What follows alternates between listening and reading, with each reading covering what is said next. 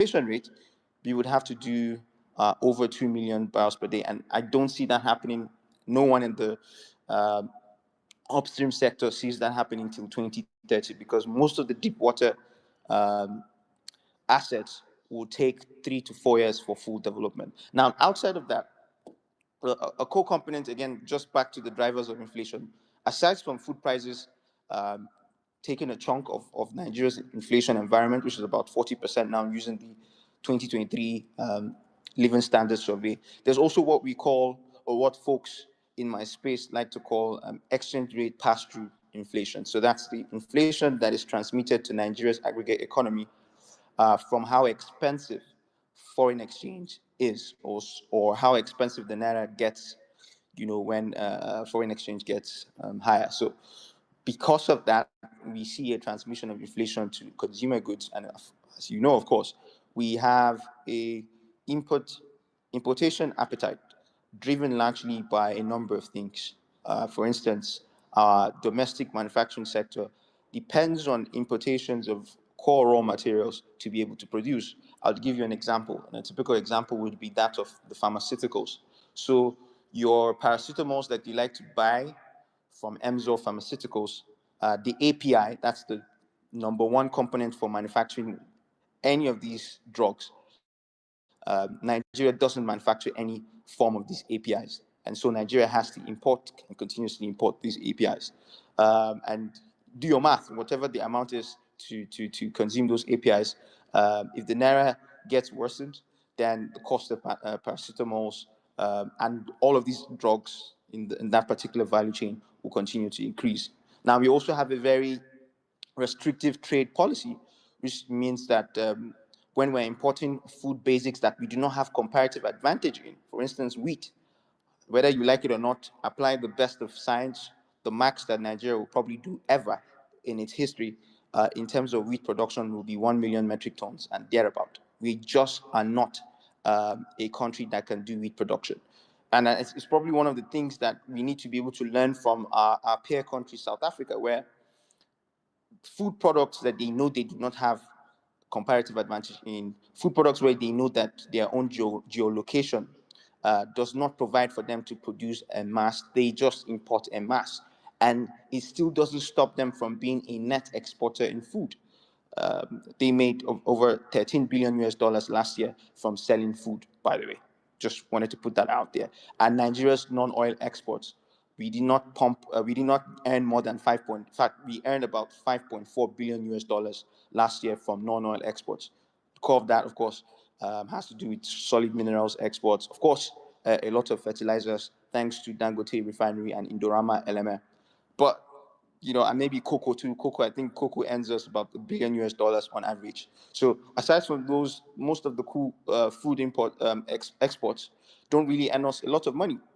And so when there are pundits who are saying, "Oh, we need to be able to ban so and so exports," that sort of restrictive trade outlook is very dangerous, not only for our own inflationary environment, but also for our own national security imperative. So back to the point, what I'm trying to say is that um, if and this is just a numbers-based analysis, by the way. Nigeria has a demand of about 5 million metric tons for wheat. We love our wheat-based products.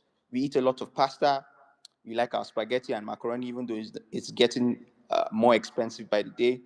Our Indomie, for instance, that most schools would have school kids want to eat at least once a day, is based on durum wheat that we import mostly from the US or from Ukraine or Russia, that particular grain basket. Now, moving forward, there are other products that we also love to produce: our biscuits, our bread. You know how much we eat a lot of bread in Nigeria. So we have a huge appetite for wheat-based products, but we cannot fit in those numbers with our own local production. I think not that I think, the data from corroborated, of course, by the Federal Department of Agriculture, the US Department of Agriculture. Unfortunately, this is where we are going to get sources for most of these data products.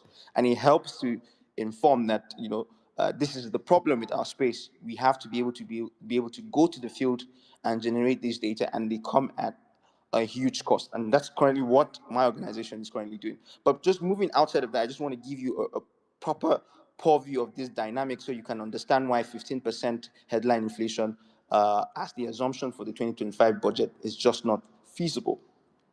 If you're doing 5 million metric tons in domestic demand and you have to be able to fit that demand, local production numbers aren't more than 350,000 metric tons of wheat.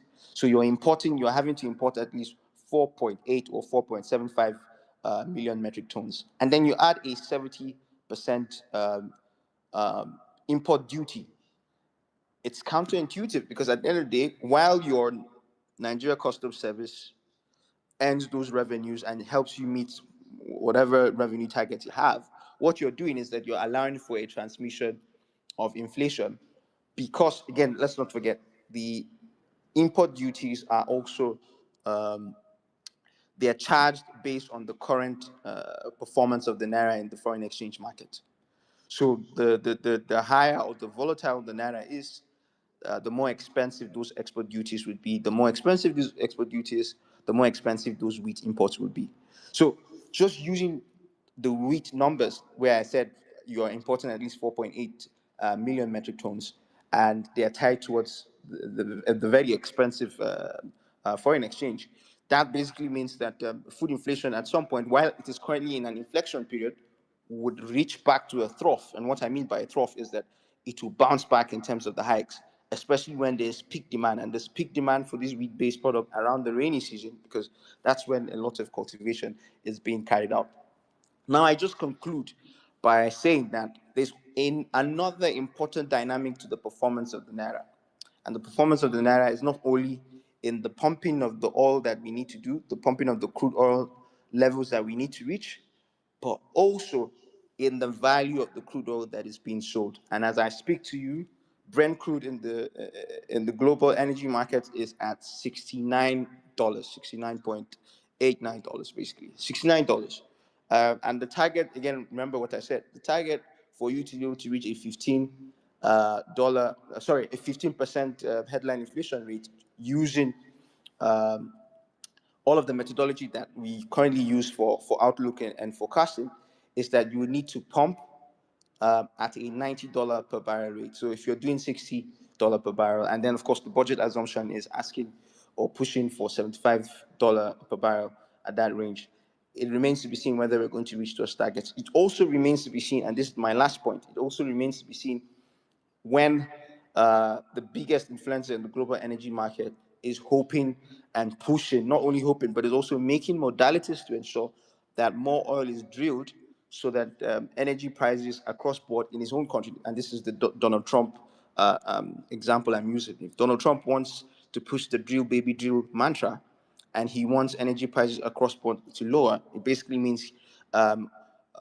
crude oil production has to continue to peak. And if crude oil production is peaking and Nigeria is also pushing to leave the OPEC or not adhere to the OPEC cuts, again, it remains to be seen whether we're going to get a $75 per barrel range or higher over the year. So it's not possible for us to hit the 15% headline inflation rate this year. What's the last question? And if it's not possible, I can probably just hand over the mic.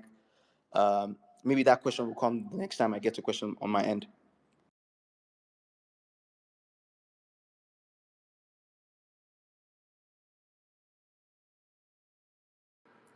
Okay, so the last question was on if the GDP rebasing will have an influence, but you had already really spoken to that. Oh yeah. I mean, again, the rebasing of the GDP, the outcomes are just that there are more things that are being evaluated and calculated in our own, just how the size of the economy is. We're doing more calculations of the informal economy space. Then that's what the folks at the National Bureau of Statistics have told me. For those who attend all these MBS public engagements, I've seen that both Sheun and Viola attended the recent one at Uye in Abuja, here in Abuja. So I'm sure those explanations were made explicit. GDP rebasing really do not do much aside from the fact that they're adding more components from the informal sector to the formal sector. Thank you very much, Basil. That was a very comprehensive and insightful take from you. uh, lots of numbers flying in. But I think one thing that stuck is the fact that we cannot achieve our 2 million barrel per day till 2030 because we're still doing a 1.5 million barrel per day. So all the talk about oil revenue being realistic or not, it just simply means that we are always going to meet a dead end trying to meet a 2 million barrel per day, except we're doing that $90 per barrel. Another thing I took very importantly from you is how um, we have different influences on the inflation rate of Nigeria, especially in terms of how expensive the naira gets, importation appetite of people, the restriction in terms of trade policies. If we are not um, if we are not using our comparative advantage in terms of, especially in terms of food items, the restrictions on trade policies should be limited so that we are not, and this is me not trying to quote you word for word. I hope I'm not getting it wrong. So that we are not, at the end of the day, increasing inflation on on imports, imported materials such as wheat because of how high we have made our import duties. Um, Last thing you mentioned about the GDP rebasing is basically how the government is including more social sectors into the economy. However, this does not have so much of an impact on the inflation rates as we are made to believe. Thank you so much for that. Mr. Viola Kwaga, just over to you so that we don't spend so much time. And to the audience, we are analyzing the 2025 approved budget, and my guests are Mr. Viola Kwaga, who is the lead open budget, Open Government and Institutional Partnership Budget Foundation. I have Mr. Oluseun Onibinde, who is the global director, Budget Foundation, and I have Mr. Basil Abia, who is the co-founder, Veriv Africa. So, Mr. Viola Kwaga, we have a deficit of 13.08 trillion, which is about 31% of the total revenue, um, or the total expenditure that we are looking at for 2025. We all know that yes, there's some borrowing that will be in the financing gap that the government has projected. But in your own perspective or in your own thoughts, how do you think the government can achieve this or cover this deficit without having to excessively borrow? Because we have already overshot ourselves in terms of borrowing and all of that. Our total public debt has gone over 160 something trillion naira, which is extremely high, right? So, how are we going to finance this gap without excessively borrowing and ensuring that our debt obligations do not crowd out all the critical investments and infrastructural economic development that have been stated out in the budget? Over Thank to you you, so Mr. much. Kwame. Yeah, thank you so much, Jami. I think the answer has been quite lucidly put forward by Mr. Basil. I think there has to be some form of ramping up by like times 10, what we are doing already, because closing that deficit gap would basically require us to do twice as well as we are doing at the moment. And, to a very large extent, we're even struggling to hit the revenue targets that we have set for ourselves. I mean, the federal government inflows as at H1 2024 are, for retained revenues, and I'm not even adding GOEs, is about 8 trillion.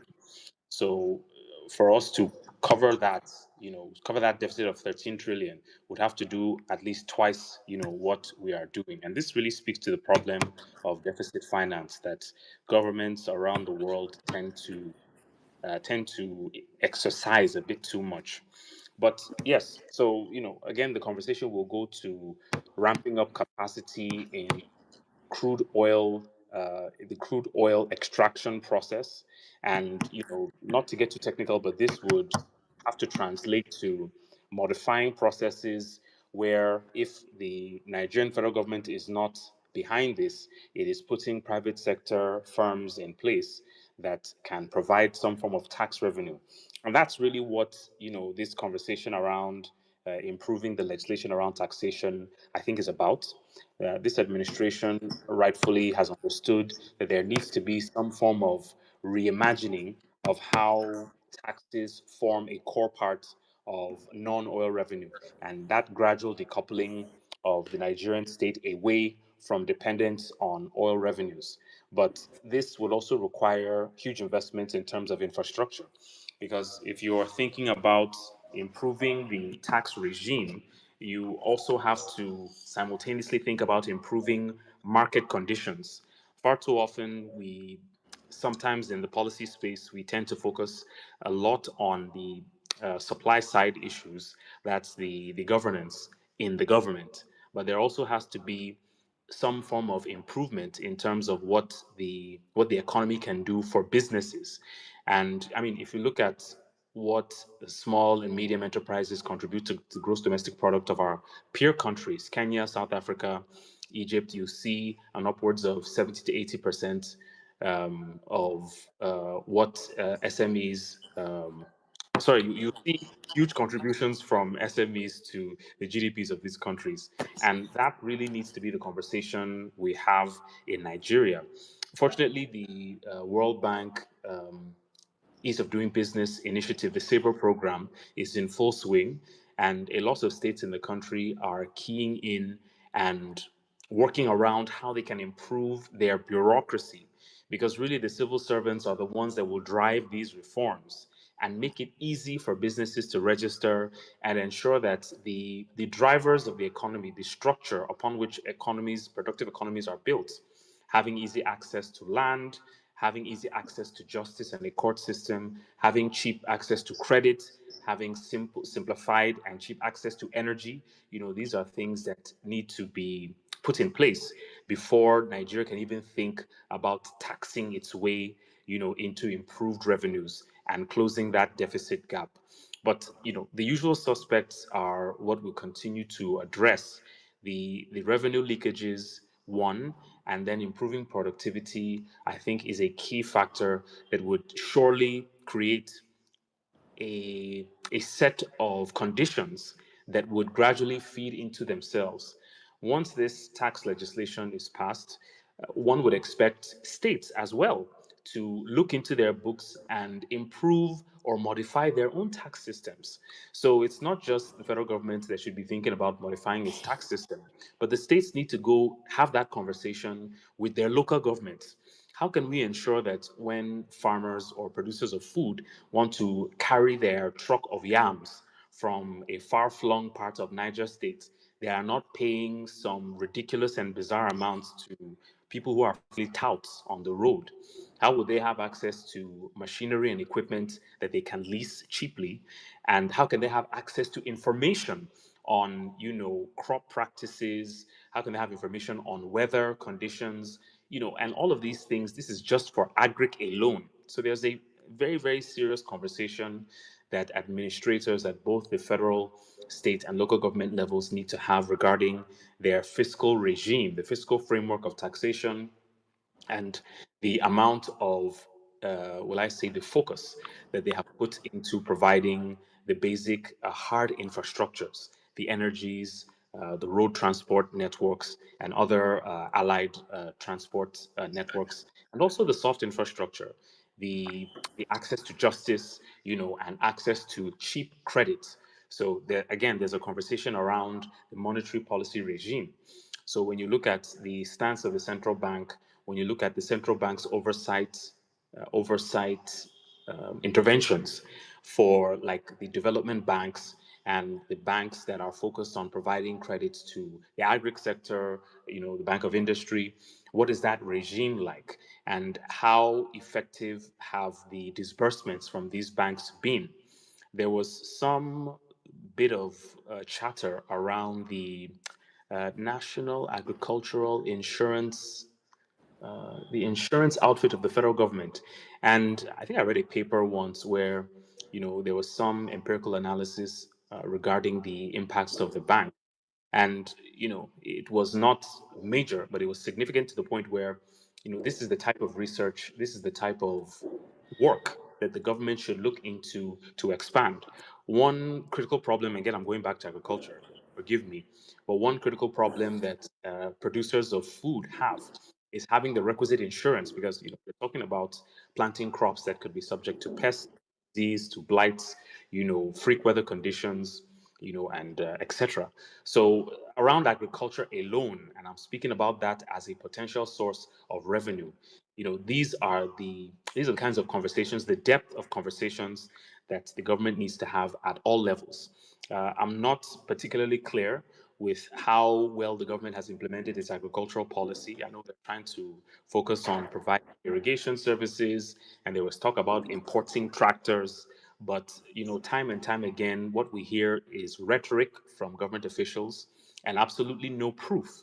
It's interesting that it's very easy for government officials to talk about their successes, but when it's time to show actual results, which feeds into the monitoring and evaluation conversation, you do not see those government officials providing any form of tangible evidence.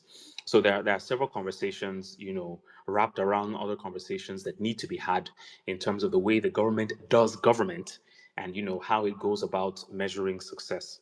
I think I'll stop here for now. Thank you. Thank you very much, Mr. Kwaga. I think one thing I had also picked from your conversation is the fact that we also need to move away from the supply side issues. Yes, those are very tangible issues as to how much we're able to meet up with the budget, but then focusing on demand side issues as well as MSMEs, businesses in general, improving the business environment, ensuring that the business environment is enabled to be able to meet up to certain targets and certain expectations, is something that can take us out of these financing gaps and excessive borrowings which we find ourselves.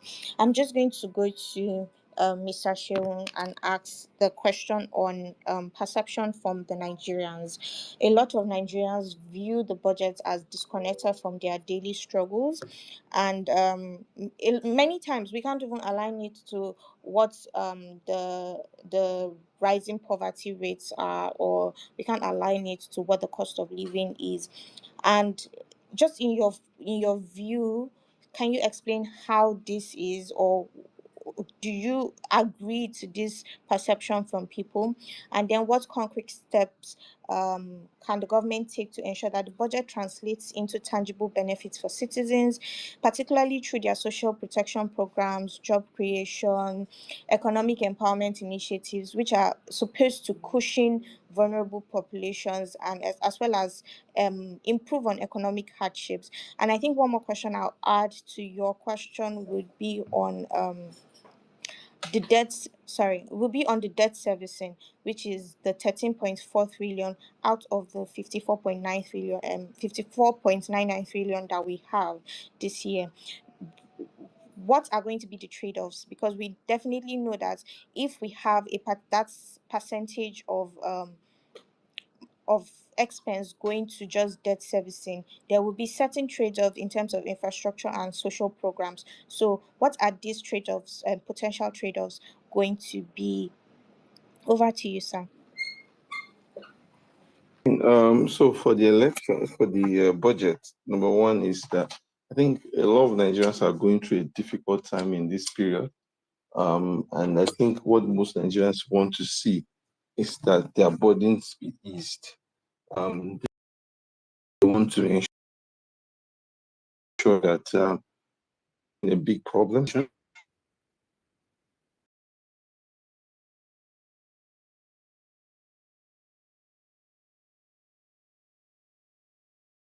significant issue with food inflation. So it's also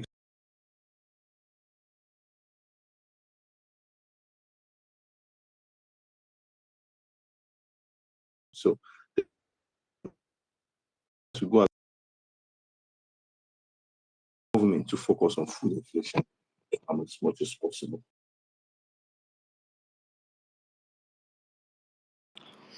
Hello, sir. If you can hear me, your line is breaking a bit. Oh, okay. I was saying that one of the things the government can do is to communicate his policies. There has to be a communication of policies, policies as much as possible. There's so many flip-flop of policies in this administration as much as possible. Things are changing too quickly, and the citizens are not being able to get that going. How are you doing? Good. Yeah. Definitely.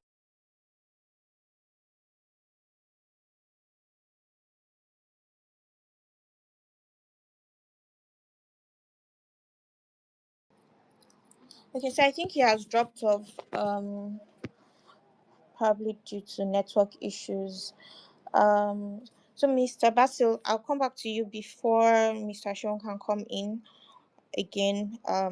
So still on the inflation question, it's just mostly on potential risks of inflation and exchange rate volatility on the economy.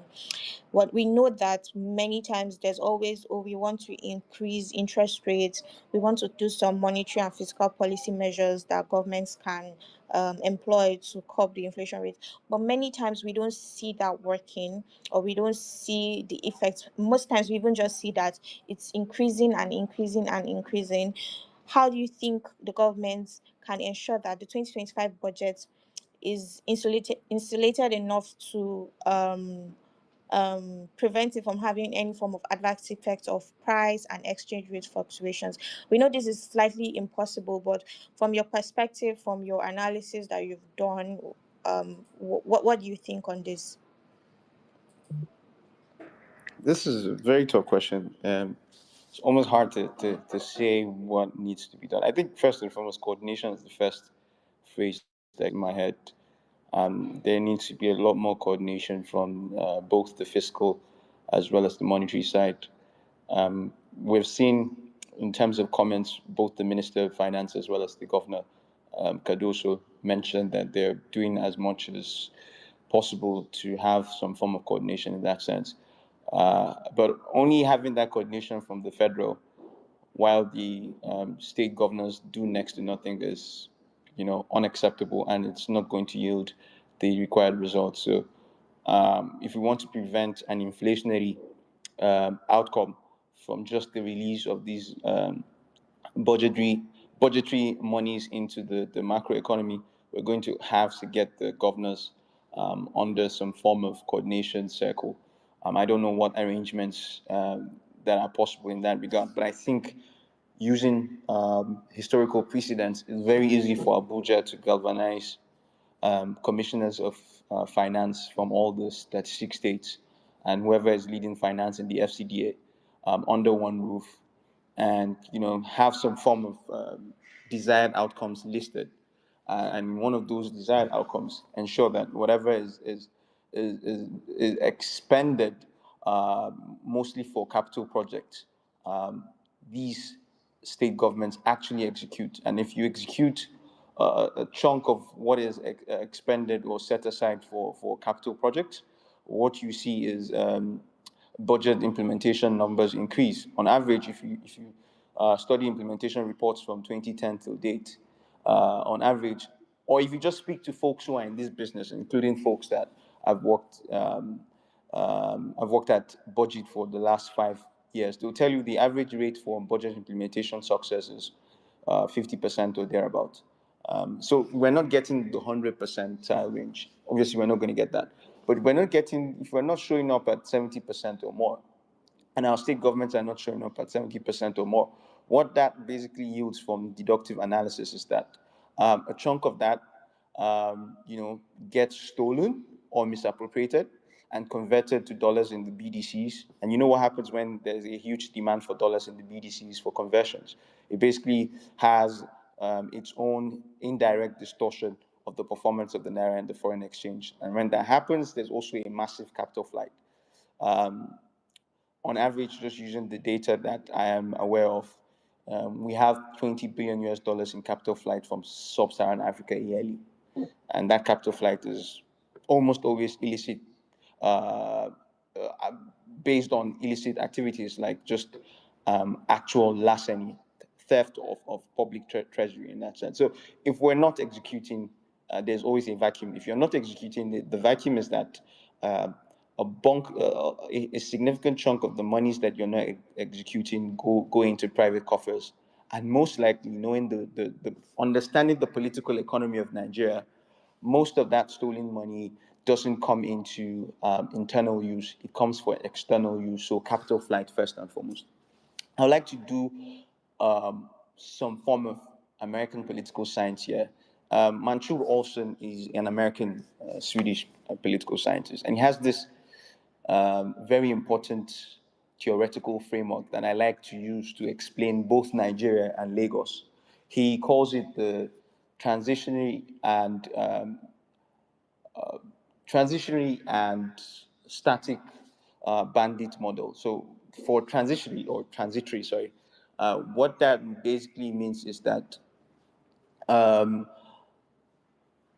the political economy or governance structures in a particular governing area are motivated by the theft of tax revenues. And the theft of tax revenues is for sole export, basically. So you just indulge in stealing tax revenues or domestic revenue that is mobilized, and export it, or just basically take it away in the form of capital flight that I mentioned. And then you now have the stationary, sorry, not static. The stationary bandit theory is where both the political economy and the governing structure in a particular commune or country or society like ours, while they're obsessed with stealing all of the revenues being extracted, they cyclically use those stolen monies to build at least decent levels of services. And what I mean by that is at least there's water, at least there is some form of, I don't know, food baskets. Yeah, local food baskets or local food banks for the impoverished that basically cannot even raise $1 in a day and have to still eat.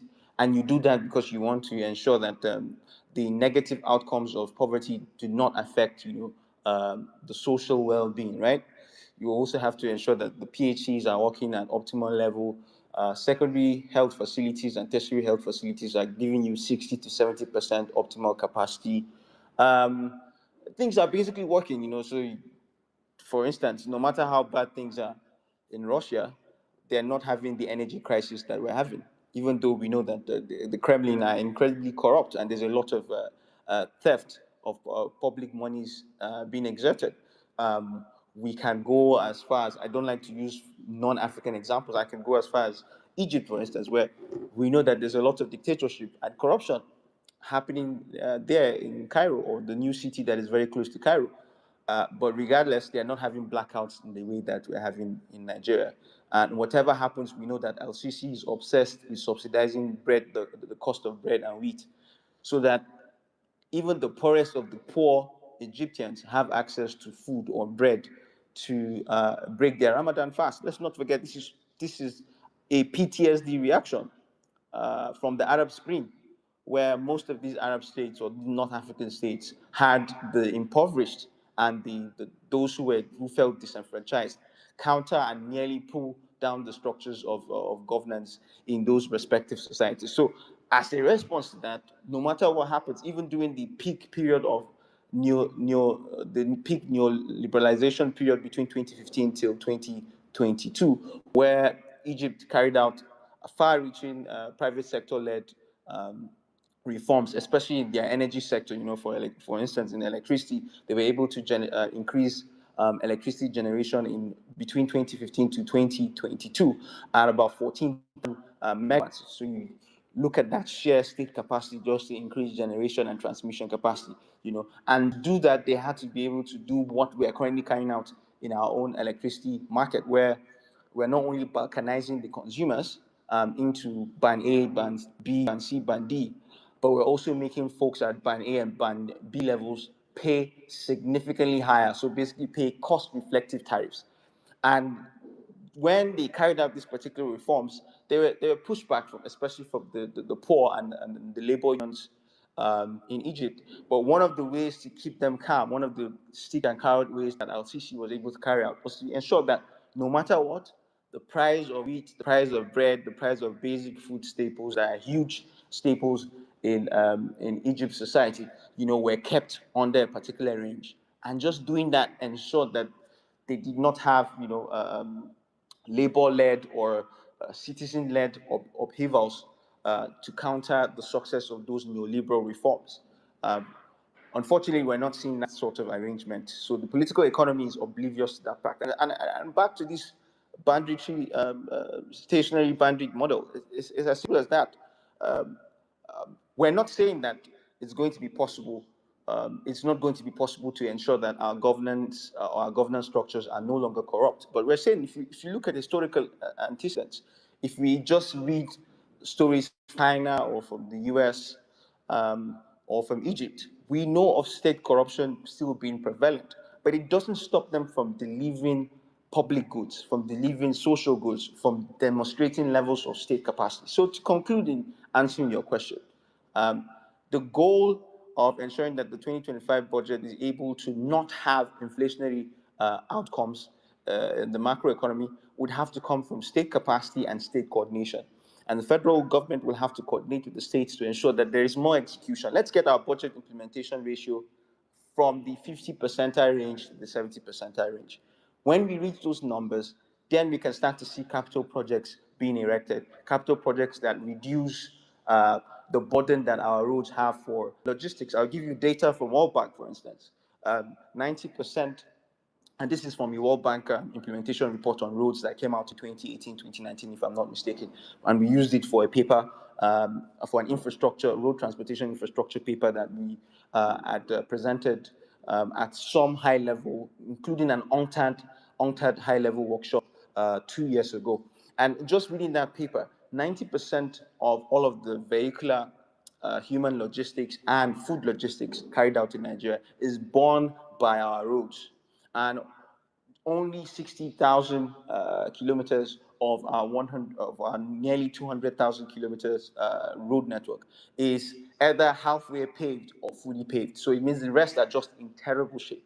So our roads can no longer take those high level food volumes. And if our roads can no longer take those high level food volumes, what do you think happens to post harvest losses range? We have very high post harvest losses. What happens then? It means that when you're producing yam at 20 million metric tons, but half of it gets spoiled because of post-harvest losses, or your tomato levels were about 40 to 50%. In fact, in some states, 80% post-harvest losses in tomato. And it means that when you reach the level where you actually need the part of because of the seasonality of tomato, certain months in a year, especially in the southwest where there's high demand for tomatoes, especially in Lagos, you're going to have the situation where you have tomato scarcity. And the last 10 years, you can count the years where we have not had tomato scarcity in the markets, especially in southwest Nigeria, or even in Abuja, for instance. So all of these dynamics mix out to why we have high food inflation rates and why we have high inflation rates. So just outside of the monetary uh, implications of pumping more naira into or more liquidity into the macroeconomy, just looking at it from the food inflation perspective, if federal government of Nigeria are not coordinating with the state government of Nigeria to execute critical projects that will reduce the time frame of farm to market transportation and reduce post-harvest losses, then we're going to have those inflationary outcomes happen. Again, these are very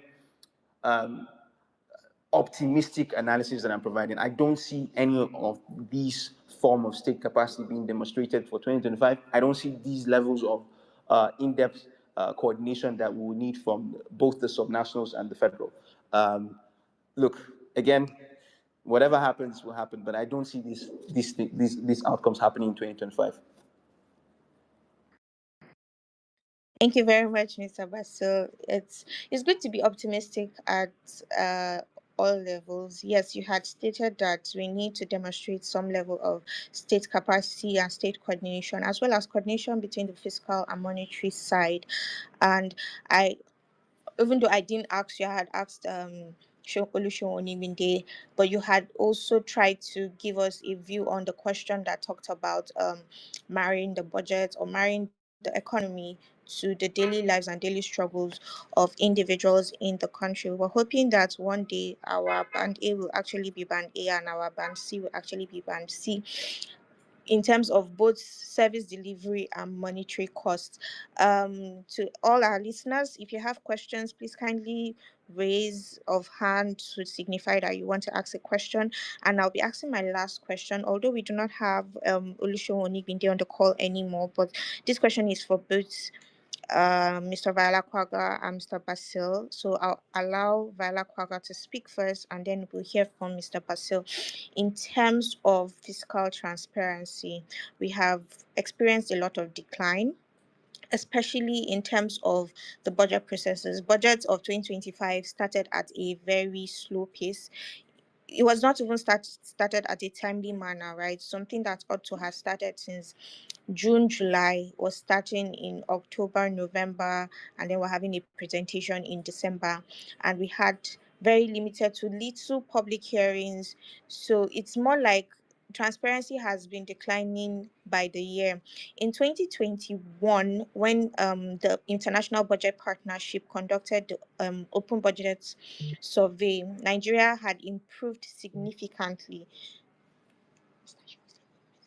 Nigeria had improved significantly in its ranking and in its assessment. I know it had about a 45 over 100 in its assessment, and we had hoped that, oh, given the way we have improved in terms of transparency and accountability, publishing of budget processes, by 2025, we hope to have gotten to the cutoff point or the benchmark of 60 over 100. But as at 2023 assessment, which was released last year in 2024, we have gone back to a 21 over 100, right? So meaning that we're declining in terms of fiscal transparency. The 2023 fourth quarter implementation report, that's the budget implementation report, was not released up until early this year. The first quarter, second quarter 2024 as well was not released until this early year. It calls for a lot of questions. It calls for a lot of concern, right? So in my question to you, Mr. Kwaga, is um what signal does this pass to international stakeholders as well as the general public? Because it's alarming that we would say we are declining in terms of fiscal transparency in a year 2025 where we ought to have improved significantly and thrown back all the issues we had in terms of transparency behind us by now. So over to you, Mr. Thank you so Kwaga. much, Dami, for that question. I think it speaks to the heart of our problems with the way we practice democracy in this country, where it appears that we as people do not understand the implications of politicians and their romance with power. The standard rule, I know Basil can talk on this for hours, but the standard rule is politicians consistently lean towards abuses of power. And that's why systems are designed to ensure that there are checks in place that this power does not get abused. You have the evolution of parliamentary systems that served as a check on the power of the king. In Western Europe in the middle century, in the middle parts of the about 500 years ago, thereabouts. And, this is because power corrupts, absolute power corrupts absolutely. So, what we are seeing, the rollback of what the Buhari administration had actually implemented as reforms, are simply human political behavior playing itself out. It will take a lot to go back to, I hate to say this, to the glory days when we had budget implementation reports published relatively on time, when we had budgets being presented early enough, when we had information from the Open Treasury platform being published on time. And it's extremely bizarre how this administration seems bent more towards having ministers come to talk about their achievements than actually, the day-to-day brass tacks of putting this information out. One of the interesting things about Nigeria is that, unlike other countries where transparency in government fiscal data was an agenda really driven by the private sector. For us in the developing world, it's oftentimes driven by the civil society sector, which is strange but very revealing.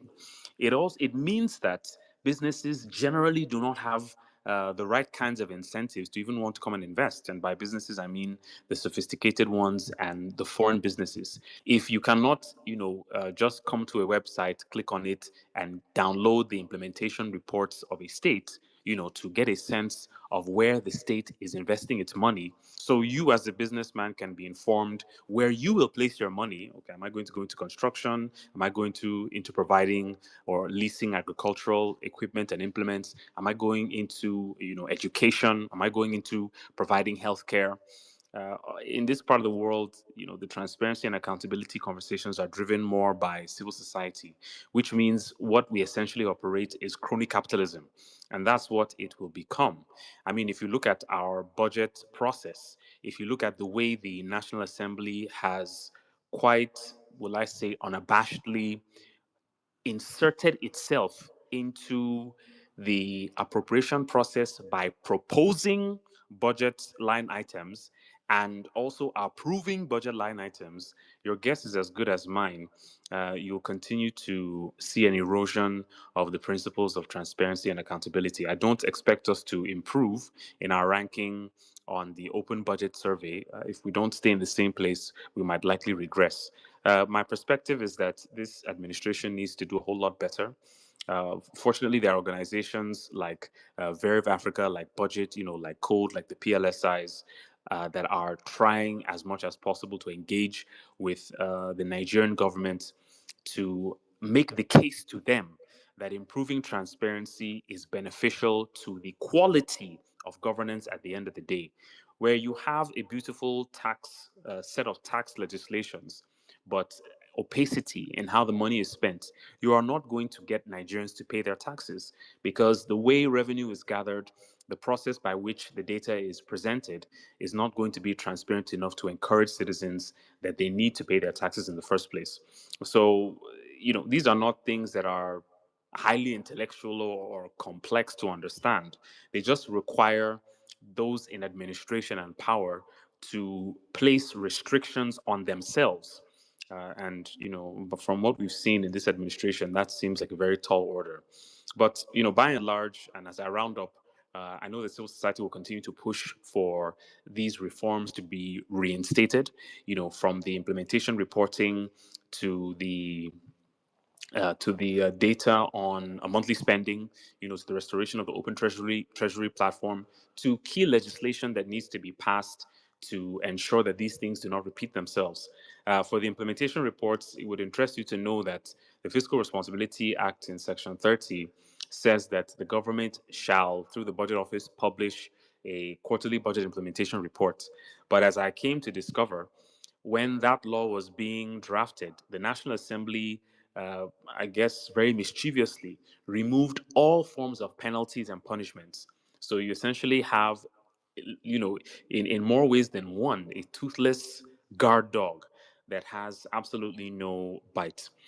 So I'm afraid that I'm going to end this conversation on a very depressing note. This administration has its work cut out for it, to at least go back to a retired military president in terms of transparency. Thank you. Thank you so much, Mr. Kwaga. I had noticed Mr. Basil giving you thumbs ups and hundreds. I also know that he has his own perspective, so I'll just let us hear from him while we get our hands raised for questions that we might have for the speakers. Over to you, Mr. Basil. I'd love a repeat of the question, Tammy. Okay, so I had spoken as to fiscal transparency decline, as how we do not have um, our budget implementation reports coming out in a timely manner, to do proper assessments as how we have also regressed in terms of our performance in the open budget survey. Also, as to how the whole budget process did not start early, it was something that was rushed, that was limited to no public hearings as to the whole budget process for 2025, right? So it's more of what signal does this pass to international stakeholders, as well as what does it pass to the general public? What concrete steps can the government take to restore transparency and ensure that timely publication of budget execution reports, or even create an inclusive and accountable budgeting process for the public? Yeah, there's an aphorism that goes, democracy dies in darkness, and I completely agree with it. The more you're, in a haste to pass something, especially with appropriation bills, the more you're in a haste to do anything, to be honest, without, accordance of respect to the folks on the other side of the social contract, the more you tend to basically defend the fact that you want to carry out incorrigible things like mass theft, in that sense.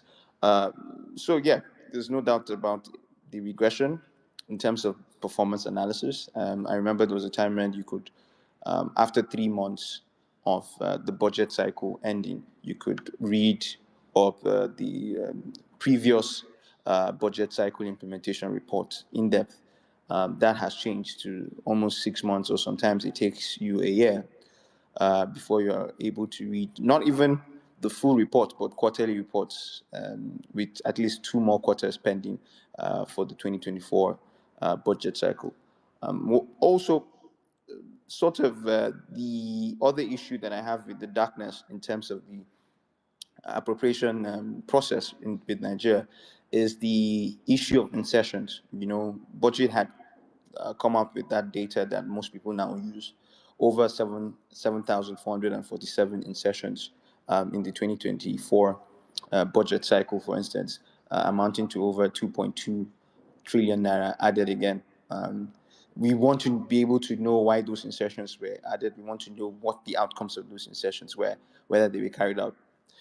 Most likely, if you use the tracker technology that Budget has, and we're able to have some form of openness and transparency, you will see that, a vast majority of those insertions uh, are still yet to be implemented, and financialization has already happened. The finances for the execution of those projects are already being provided. So it yields to my earlier theory that most times the public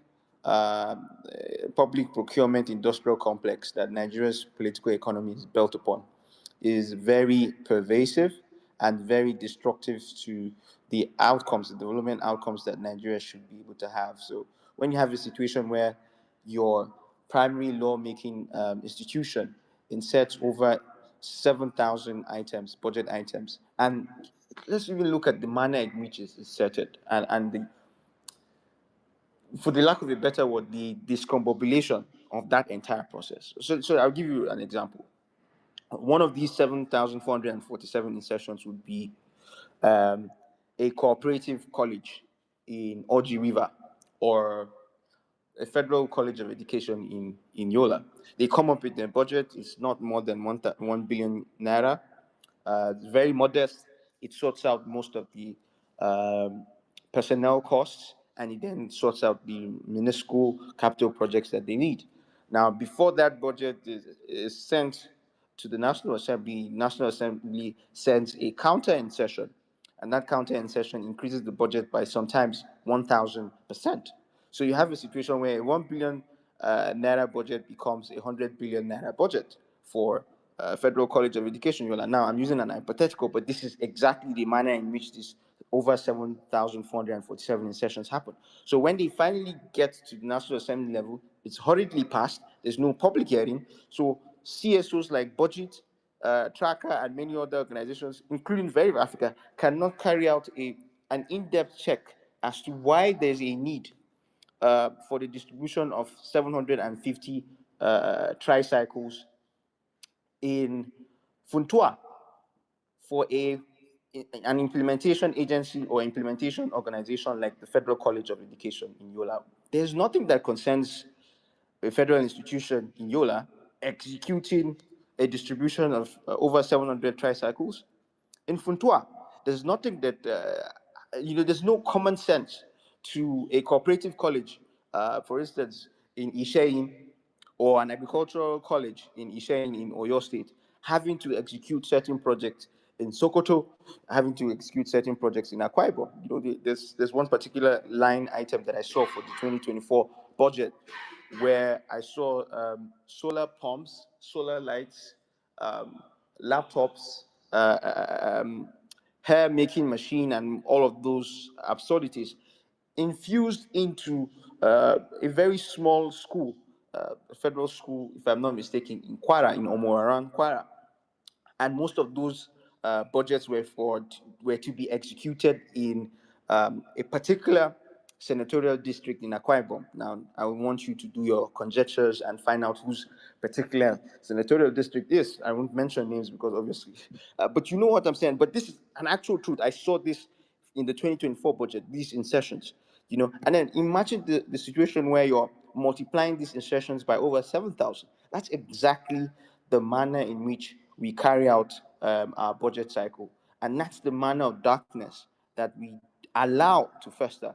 And that's why that lack of transparency is going to cause more issues like that. So, even from a macroeconomic perspective, when you're trying to complain about how the pumping of more naira liquidity is countering the very contractionary monetary policy being carried out by CBN, you can't really ascertain it when you have a situation where the open treasury platform is no longer working, or where budget implementation reports are almost a year or sometimes 2 years, late than it should be. These are the issues. And to answer your last question, how do we counter, or how do we improve, or how do we ensure that the federal government starts to gain back the gains that it used to make years before in terms of budget transparency? At the end of the day, it will have to, and I'm sorry that I'm always mentioning this word, it will have to coordinate with the civil society organizations.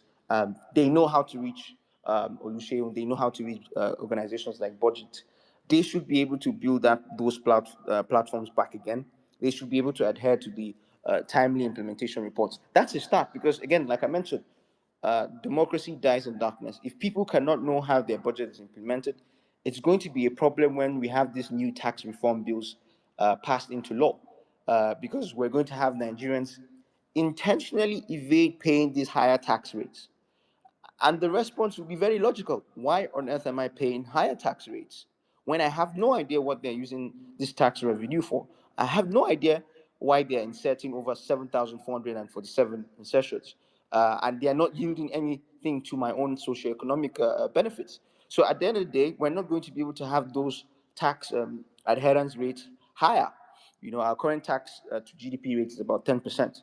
We need to be able to get those numbers at 25% or more to reach the global average. You are not going to be able to get that if you are not transparent about how you do your budget. So I don't know if this is going to happen again, just like Viola. I'm sorry that I'm going to end at a very sad note, but I don't think, and I'm not convinced that the entirety of the federal government of Nigeria are obsessed about transparency and the principles of accountability at all. I think it's business as usual.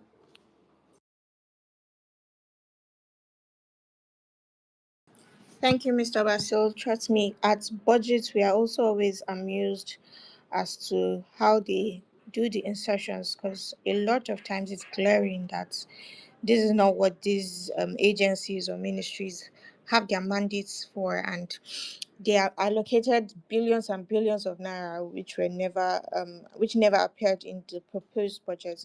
I just want to say a big thank you to Mr. Kwaga, Mr. Basil, and Mr. Sheon for today's conversation. It has been a very interesting conversation. Do we have any questions from the audience? Please, if you do, kindly raise a hand so we can grant you access to speak. Anyone, any questions?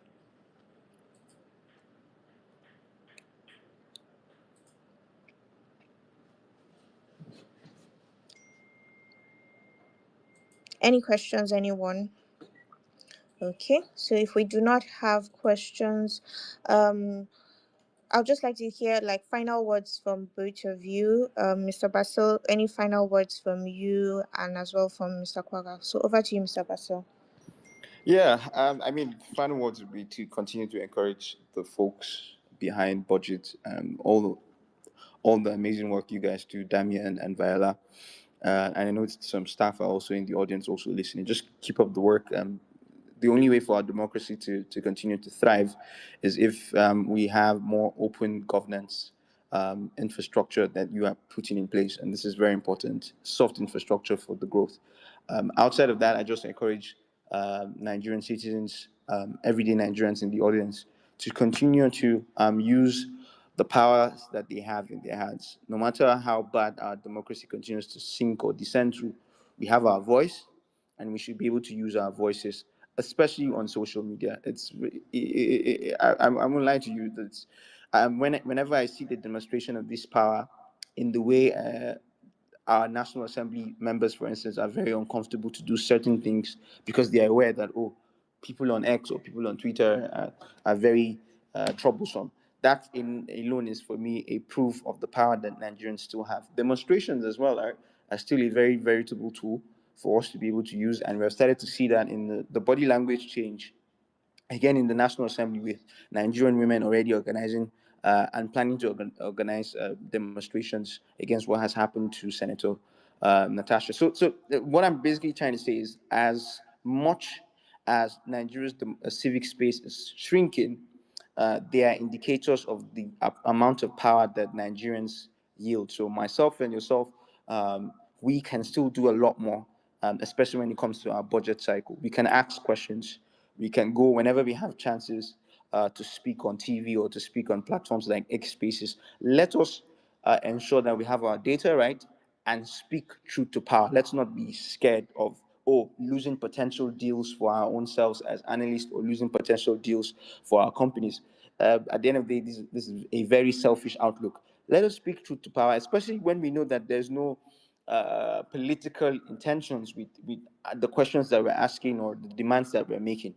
And so again, I just round up. Let's make those demands. Let's use and wield those powers, and we can use it with as little as our tweets, with as little as the questions we are asking our representatives, with as little as the questions we are asking representatives of the executive council. What are you doing with this amount of money that you had budgeted in your cycle? What have you done with it 9 months into the new budget cycle? Remember, the 2025 budget cycle starts from June 2025. You should be able to start planning your questions for when we start that. Another key question is, why is it that we cannot see a breakdown for the Lagos to Calabar Coastal Highway? Why is it that constitutional and legal requirements for an open bidding process were not adhered to when given the contracts? For this particular project. These are the questions that we should be able to ask. We should not be scared of asking them, because again, there's a fundamental benefit from understanding what our public monies are used for. That is exactly what the social contract is. And I end it that way. Thank you very much, Mr. Basil. Over to you, Mr. Kwaga. Yeah, thank you so much, Dami. And I think Basil has said it all. There's very little I think I'm going to add in terms of what he has said. I sincerely appreciate his enthusiasm and his passion, and it really re-echoes my belief in political participation, that the amount of change that you want to see is directly proportional to the amount of effort you are willing to put in. Please, support media houses, civil society organizations that you see are doing exceptional work. We need your support, and we can't do it without you. Making a Nigeria of our dreams, I think, is something that is achievable and doable, but the commitment has to be there. Thank you so much to Veriv Africa for granting us the esteemed presence of Mr. Basil, and thank you everyone for your participation and for your listening. Thank you, Dami, for moderating. And that's all from me. Thank you so much, Viola Kwaga. I really appreciate having you both, and also Mr. Oluseun Oniwinde, who had to drop off. He sends his apologies. He had a clashing meeting that has started at 6 p.m. Thank you all for listening. Once again, just to re-echo what both speakers have said, we need to use our voices our platforms to ask questions, to advocate for better processes in Nigeria. Our platforms make a huge deal when we voice out what we need to voice out. Thank you once again for joining. I had today Basil Abia, who is the co-founder of Brave Africa, and I had Viola Kwaga, who is the group head, research and policy, advisory budgets, and the open government and institutional partnership lead at Budgie Foundation.